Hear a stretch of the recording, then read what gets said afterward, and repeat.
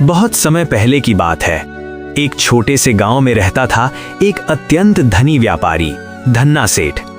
उसके पास धन था, सोना था, हवेलियां थीं, लेकिन उसके दिल में दया नहीं थी।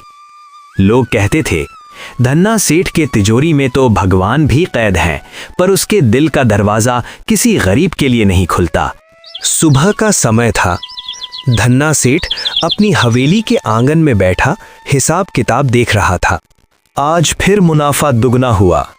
इस गांव में मेरे बिना कोई जी ही नहीं सकता। उसी समय फटे कपड़ों में एक किसान वहां पहुंचा। उसका नाम था रघु।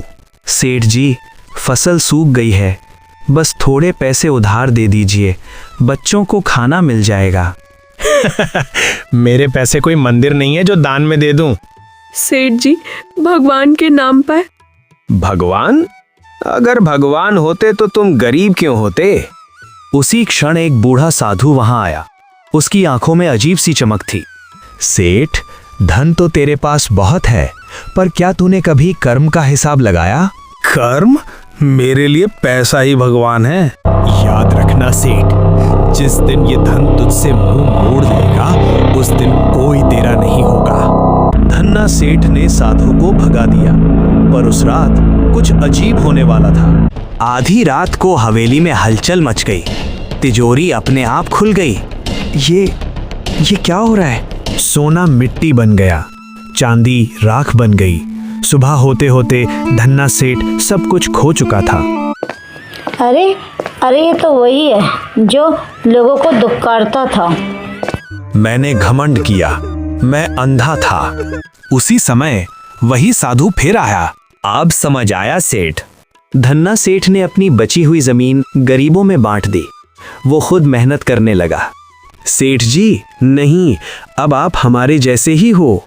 नहीं रघु, आज मैं इंसान बना हूं। धन से बड़ा कोई भगवान नहीं, अगर दिल में दया ना हो। और कर्म का हिसाब कोई तिजोरी नहीं छुपा सकती।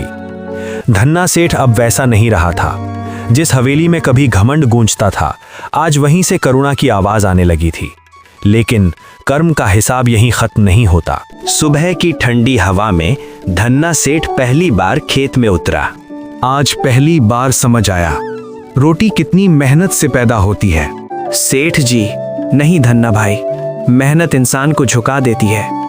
गांव वाले अभी भी शक में थे, क्या ये सच में बदल गया है या बस नाटक कर रहा है? कल तक गरीबों को दुत्कारता था, आज खेत में काम कर रहा है। देखो, वक्त बताएगा। उसी दिन एक भूखा बच्चा धन्ना सेठ के पास आया। चाचा, कल से कुछ खाया नहीं। काश मैं पहले समझ पाता। उस रात धन्ना सेठ बिना खाना खाए सो गया। आज भूख लगी है, शायद यही सजा है। अगले दिन गांव में एक और सेठ आया, लालचंद साहूकार। अरे धन्ना, अब तो तू भी गरीब बन गया। हाँ, पर आज मन अमीर है। लालचंद ने गांव वालों को उकसाना शुरू किया। ये सब दिखावा है, फिर से सेठ बनने का नाटक। कहीं सही तो नहीं कह रहा। उसी समय गांव में अकाल की खबर आई। अनाज खत्म हो रहा है, कौन मदद करेगा? सबकी नजर धन्ना सेठ का पड़ी। मेरे पास जो थोड़ा बहुत बचा है, सब गांव के लिए है। धन्ना भाई, आज आपने साबित कर दिया। उसी शाम वही बूढ़ा साधु फिर दिखाई दिया। अब तेरा कर्म बदल चुका है, इसलिए तेरा भाग्य भी बदलेगा। मुझे कुछ नहीं चाहिए बाबा, बस ये गांव खुश रहे। धीरे धीरे गांव फिर से हरा भरा हुआ। धन्ना सेठ अब सेठ नहीं, गांव का सेवक बन चुका था। जो इंसान अपने कर्म सुधार लेता है, उसके लिए भगवान रास्ता खुद बना देते हैं। तो कैसी लगी आपको ये कहानी?